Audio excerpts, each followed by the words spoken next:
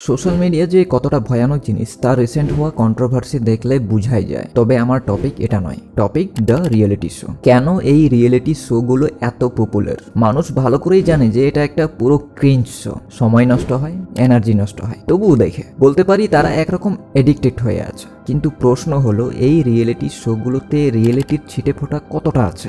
আর আজকে আমরা এটাই জানবো কিভাবে এরা অডিয়েন্সদের তাদের শো এর প্রতি অ্যাট্রাক্ট করে তুলছে, অ্যাডিক্ট করে তুলছে। সবকিছু ভেঙে ভেঙে ডিসকাস করেছি আর শেষে এর সলিউশনও দিয়েছি।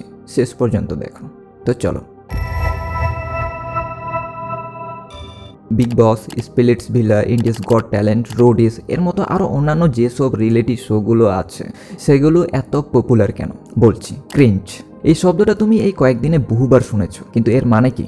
Two feel embarrassed and ashamed about something, মানে কোনো একটা বিষয় নিয়ে লজ্জা, ঘৃণা, অপমান ফিল করা। আর এই ক্রেঞ্চই হলো এই রিয়েলিটি শো এর উদ্যোক্তাদের সেলিং পয়েন্ট। কিন্তু কিভাবে? এর পিছনে একটা সাইকোলজি কাজ করছে, যেটাকে বলা হয় ডাউনওয়ার্ড সোশ্যাল কম্প্যারিজন। মানুষ কিছু পারুক আর না পারুক, পাশের বাড়ির ঝগড়া, অশান্তি দেখতে বেশ ভালোই পারে, সমালোচনা করতে ভালো পারে, একে অপরকে তুলনা করতে ভালো পারে। মানুষের এই ধরনেরই চিন্তাভাবনার সুযোগ নিয়েছে এই রিয়েলিটি শোগুলো।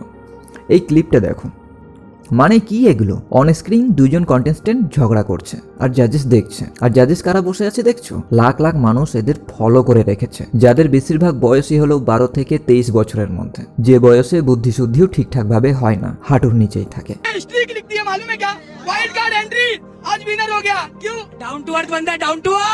আর এইসব বয়সের ছেলেপেলেরা এদেরকে তাদের লাইফের রোল মডেল মনে করে। কিন্তু এইসব দেখার পর আমাদের মাইন্ডে কি ইম্প্যাক্ট পড়ে?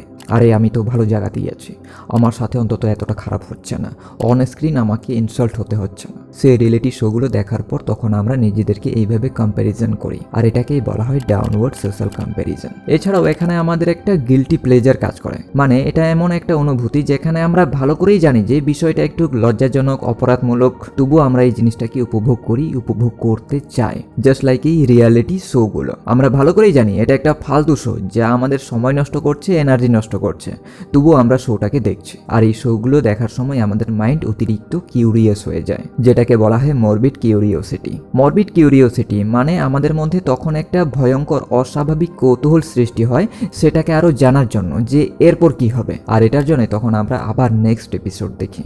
আর এইভাবেই এই রিয়েলিটি শোগুলো আমাদের মাইন্ডকে একটা ট্র্যাপে ফেলছে আর নিজেদের শোয়ের টিআরপি বাড়াচ্ছে।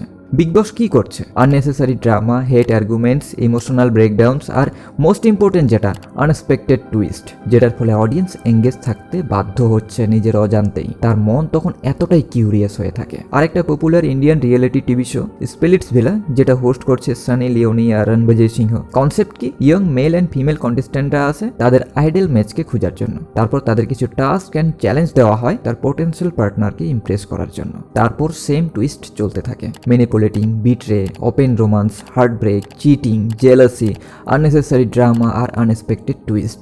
আর এই জিনিসগুলোই আমরা দেখতে পছন্দ করি, কারণ আমাদের ব্রেন রিওয়ার্ড সিস্টেমের উপর কাজ করে।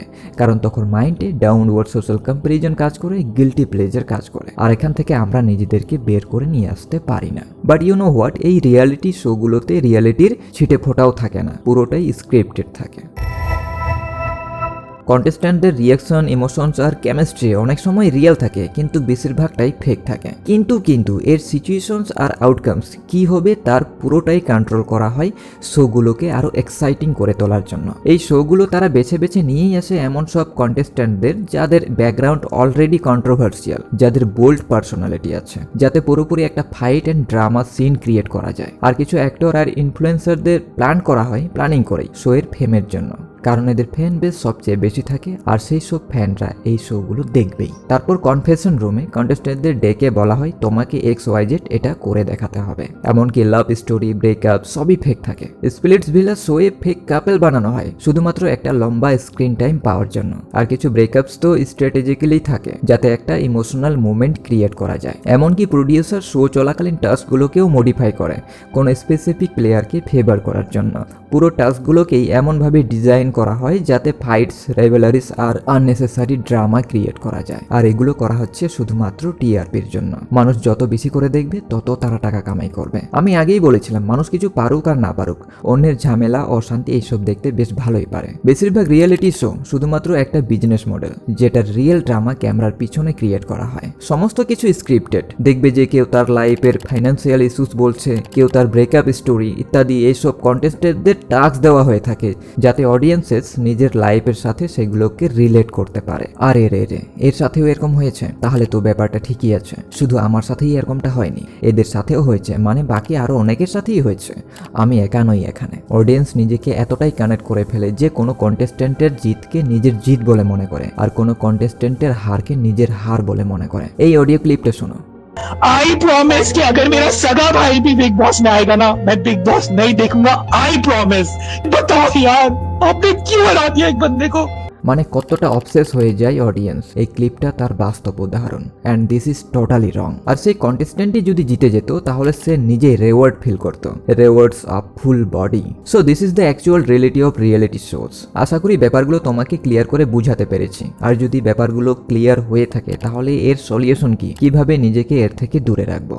সলিউশন দেওয়ার আগে এই জিনিসটা তোমাকে ভালো করে বুঝতে হবে। এই প্রত্যেকটা রিয়েলিটি শো তোমার ব্রেনকে হ্যাক করে তোমার থট প্যাটার্নকে রিপ্রোগ্রাম করে, যাতে তুমি শুধু একটা পাপেটের মতো ইশারায় নাচতে থাকো। স্ট্যানফোর্ড ইউনিভার্সিটি 2023-এর একটা রিপোর্ট অনুযায়ী অতিরিক্ত রিয়েলিটি শো দেখার ফলে তোমার ব্রেনের প্রিফ্যারেন্টাল কর্টেক্স, যেটা তোমাকে স্ট্রং ডিসিশন নিতে সাহায্য করে, তার কার্যক্ষমতা কমে যায়। আর অ্যামাগডেলা, যেটা ব্রেনের আরেকটা অংশ, যেটা তোমার ফিয়ার অ্যান্ড ইমোশনাল রিয়াকশনকে কন্ট্রোল করতে সাহায্য করে, সেটা ওভার স্টিমুলেট হয়ে যায়, যার ফলে তুমি অতিরিক্ত ইম্পালসিভ আর ইমোশনালি রিয়েক্টিভ হয়ে যাও। আর ইউনিভার্সিটি অফ আমস্টারডামের একটা রিপোর্ট অনুযায়ী তুমি যে ধরনের ইমোশনস স্ক্রিনে দেখে থাকো সেটা তুমি আনকনসিয়াসলি রিয়েলিটিতেও ফিল করতে শুরু করো যখন তুমি অতিরিক্ত নিজেকে কানেক্ট করে ফেলো। তাহলে এটা তো খুবই কমন ব্যাপার যে যেখানে তোমার অ্যামাগডেলা এক হয়ে গেছে, আর যখন তুমি এসব রিয়েলিটি শোগুলো অতিরিক্ত পরিমাণে দেখছো তখন তুমি রিয়েলিটিতেও এইসব জিনিসগুলো ফিল করতে পারছো। সো এইসব জিনিস থেকে নিজেকে দূরে রাখার প্রথম সলিউশনটাই হলো তোমাকে নিজেকে ডিসঅ্যাসোসিয়েশন করতে হবে এইসব রিয়েলিটি শো থেকে ইন সাইকোলজি। ভালো করে বুঝো ব্যাপারটা। এরা তোমাকে স্পটলাইট ইফেক্ট দিচ্ছে, যার ফলে তুমি যা কিছু দেখছো সেগুলোকেই তোমার রিয়েল মনে হয়। তোমার তখন মনে হয় যে এটাই তো দুনিয়া। কিন্তু ভাই, এখানে সবকিছুই এন্টারটেনমেন্টের পার্ট হলো। আর এই জিনিসটা তোমাকে নিজে থেকেই বুঝতে হবে যে এগুলো শুধুমাত্র একটা এন্টারটেনমেন্টের অংশ, রিয়েলিটি বলে এখানে কিছুই নেই। ইয়েলি ইউনিভার্সিটির একটা রিপোর্ট অনুযায়ী যারা অতিরিক্ত রিয়েলিটি শো আর social media content heavily rely করতে শুরু করে তাদের রিয়েল লাইফে ইমোশনাল ইন্টেলিজেন্স আর ডিসিশন মেকিং অ্যাবিলিটি কমতে থাকে। সহজভাবে যদি বলি, যখনই দেখবে যে কোনো সিডাকটিভ পার্ট বা টক্সিক পার্ট শোগুলোতে দেখাচ্ছে, তখন শুধু এটা ভাবো যে এটা শুধুমাত্র তাদের অ্যাক্টিং এর একটা অংশ। ডিসকানেক্ট করে দাও নিজেকে এসব জিনিস থেকে। আর দেখতেই হবে বা কেন এসব রিয়েলিটি শো? আর যদি দেখতেই হয় তো তাহলে সোশ্যাল এক্সপেরিমেন্টের জন্য দেখো। আরে ভাই, দেখি তো কি চলছে এখানে। নিজেকে সেখানে কানেক্ট করার কোনো দরকার নেই। আরেকটা জিনিস তোমাকে বুঝতে হবে যে এই সব কিছুই হচ্ছে একটা ইলিউশন। এসব শোয়ে আসার পর তারা যে ফেম অ্যাচিভ করে সেটা জাস্ট পরবর্তী 6 মাস পর্যন্তই থাকে, তারপর তারা কোথায় হারিয়ে যায় তার কোনো ঠিকই থাকে না। ইয়ালি মেন্টাল হেলথের একটা রিপোর্ট অনুযায়ী যেসব এক্স কন্টেস্টেন্টরা আছে তারা শো থেকে বেরিয়ে আসার পর মেন্টালি অনেক বেশি ডিপ্রেসড ছিল। एंड मुझे कहीं ना कहीं पता था कि ये वॉक ऑफ शेम मुझे करनी है। वो दिन मैं जिंदगी में कभी नहीं भूल सकता हूँ, क्योंकि मैं बहुत ज़्यादा भारी फील कर रहा था। कहीं ना कहीं मुझे लग रहा था कि आज मैंने वो जिल्लत फेस करनी है जो शायद जिंदगी में कभी नहीं झेली। मैं जब वहाँ पीछे खड़ा हुआ ना तो ऐसा लग रहा था कि बस मर जाऊँ, बट ये एक्टिविटी ना हो मेरे साथ। আর এরা কি ধরনের কন্টেস্টেন্টদের ইনভাইট করে? যারা লাইফে স্ট্রাগল করছে তাদেরকে, কন্ট্রোভার্সিয়াল ব্যাকগ্রাউন্ড যাদের আছে তাদেরকে। দেখ, এদের লাইফে অনেক প্রবলেম আছে, তুই শুধু দেখ, অনেক মজা পাবি। পুরো একটা ড্রামা সিডাকটিভ সিন ক্রিয়েট করা হয় যাতে তুমি নিজের লাইফের সাথে রিলেট করতে পারো। স্ট্যানফোর্ড ইউনিভার্সিটির একটা রিপোর্ট অনুযায়ী তুমি যদি বারবার তোমার ব্রেনকে পজিটিভলি রিইনফোর্সমেন্ট করো তাহলে তুমি তোমার নেগেটিভ হ্যাবিটসগুলোকে ভেঙে দিতে পারবে। কিন্তু এটা করবে কিভাবে? একটা পেন আর পেপার নাও আর নিজেকে কিছু কোয়েশ্চেন করো।